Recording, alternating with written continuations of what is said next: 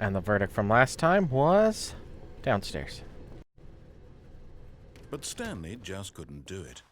He considered the possibility of facing his boss. Admitting he had left his post during work hours, he might be fired for that. And in such a competitive economy, why had he taken that risk? Horrible All because mistake. he believed everyone had vanished? His boss would think he was crazy.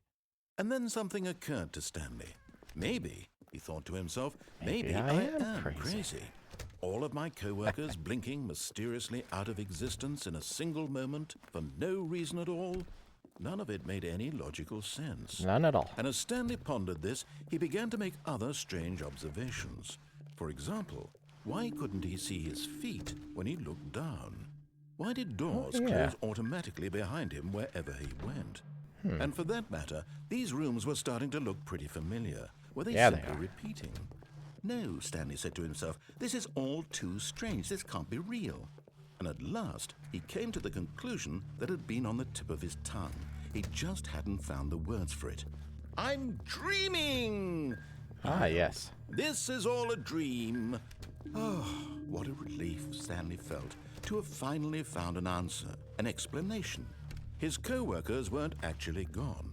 He wasn't going to lose his job. He wasn't crazy after all. And he thought to himself, I suppose I'll wake up soon.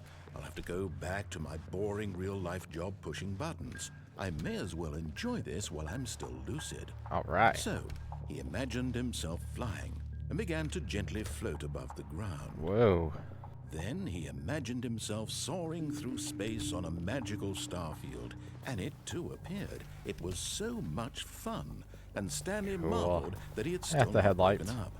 How was he remaining so lucid? And then perhaps the strangest question of them all entered Stanley's head. One he was amazed he hadn't asked himself sooner. Why is there a voice in my head dictating everything that I'm doing and thinking? That's a good question. Now the voice was describing itself being considered by Stanley, who found it particularly strange. Yeah, that makes no sense. I'm dreaming about a voice describing me, thinking about how it's describing my thoughts, he thought. And while he thought it all very odd and wondered if this voice spoke to all people in their dreams, the truth was that, of course, this was not a dream. How could it be? Was Stanley simply deceiving himself? Believing that if he's asleep, he doesn't have to take responsibility for himself? Maybe. Stanley is as awake right now as he's ever been in his life. Uh-oh. Now, hearing the voice speak these words was quite a shock to Stanley. You decided Stanley's fate. This ending will be multiple shorts long. Subscribe to see it all.